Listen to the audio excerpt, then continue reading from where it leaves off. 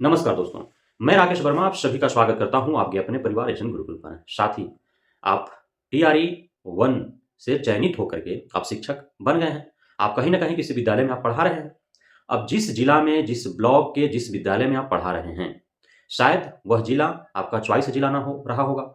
वह ब्लॉक का जिस विद्यालय में आप पढ़ा रहे हैं, वहाँ का आपका हालात, परिस्थितियाँ, वहाँ की सुविधाएँ आपको असुविधाजनक लग रही हो और आपका वहाँ का जॉब लोकेशन पसंद ना आ रहा हो, आप खुद को वहाँ पे अनुकूल न कर पा रहे हों, एडजस्ट नहीं कर पा रहे हों और आप चाह रहे हों कि टीआरई 2 में आपका चयन हुआ है, तो आपका जो चयन हुआ वह आपके द्वारा चॉइस जिला के अंतर्गत हुआ है और शायद आपको पसंदीदा जगह भी मिल जाए और आप जिस जगह पर अभी हैं, वहाँ छोड़ टीआरई 2 के ज़रिए जहाँ आपका रिज़ल्ट हुआ है, वहाँ पे जिस जिला में जो जिला आपने चॉइस में दिया था और चॉइस जिला आपको मिला है, वहीं किसी विद्यालय में आप पढ़ाना प्रारंभ कर दें अर्थात टीआरई 2 के ज़रिए अब आप शिक्षक बन जाएँ, तो यह सपना जो है आपका अधूरा का अधूरा रह जाएगा। शिक्षा विभाग ने जारी कर दिया है अपना इरादा कि जो भी वैसे शिक्षकगण जिनका सेम ग्रेड में जैसे कक्षा प्रथम से 5वीं या 9, 10th या 11, 12 6 टू 8 के लिए तो टीआरई 1 में वैकेंसी था ही नहीं और आपने यदि जिस ग्रेड में टीआरई 1 में आप सिलेक्टेड थे, उसी सेम ग्रेड में यदि टीआरई 2 में भी आप सिलेक्शन हैं और सिर्फ एकमात्र मकसद आपका कि जॉब लोकेशन चेंज करना, आपका चॉइस का जिला मिल जाना, आपका पसंदीदा जॉब लोकेशन और विद्यालय मिल पाना, जगह मिल पाना, वह स्थिति, परिस्थिति, हालात आपके अनुकूल होना।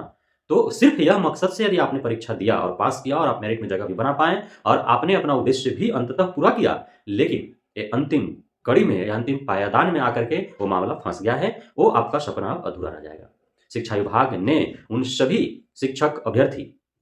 जिन्होंने टीआरई 1 में भी और टीआरई 2 में भी सेम ग्रेड में सफलता हासिल की है, उनका विद्यालय नहीं बदला जाएगा।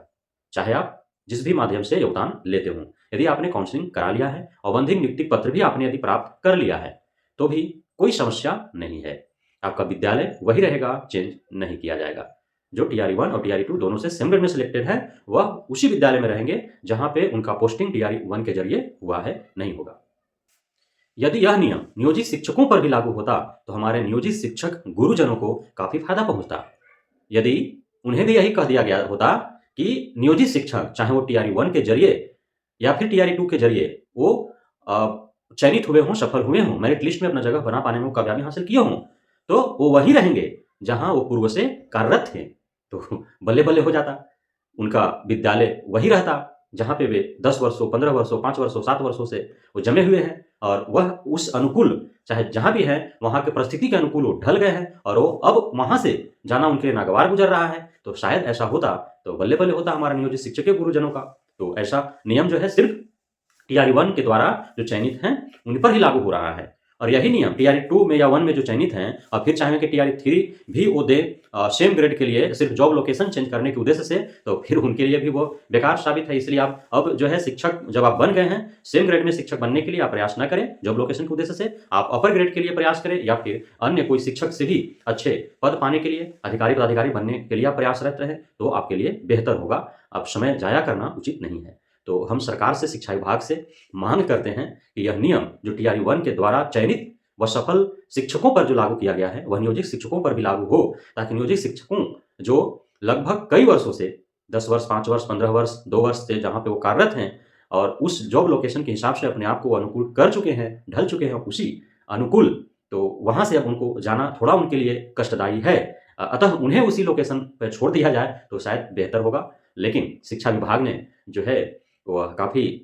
ओहदे दिमाग वो लगा रही है, क्योंकि अब अच्छे वहाँ पे माइंडियल जो है वो बुद्धिमान लोग जो है विराजमान हो चुके हैं शिक्षा विभाग में। तो वो शिक्षक या शिक्षक अभ्यर्थी डाल-डाल हैं, तो शिक्षा विभाग के अधिकारी पदाधिकारीगण पात-पात है। जहाँ शिक्षक और शिक्षक अभ्यर्थी सोचना बंद कर रहे हैं, वहाँ से शिक्षा विभाग सोचना शुरू कर रही है। तो अब शिक्षा विभाग या शिक्षा विभाग के आला अधिकारियों की आँखों में धूल झोंक करके और अपना जो है चालाकी से काम निकाल पाना काफ़ी मुश्किल है। बहुत-बहुत धन्यवाद आप सभी साथियों का हमारे साथ जुड़े रहने के लिए, बने रहने के लिए, हमें इतना प्यार देने के लिए, हम पे भरोसा बनाए रखने के लिए। जय हिंद।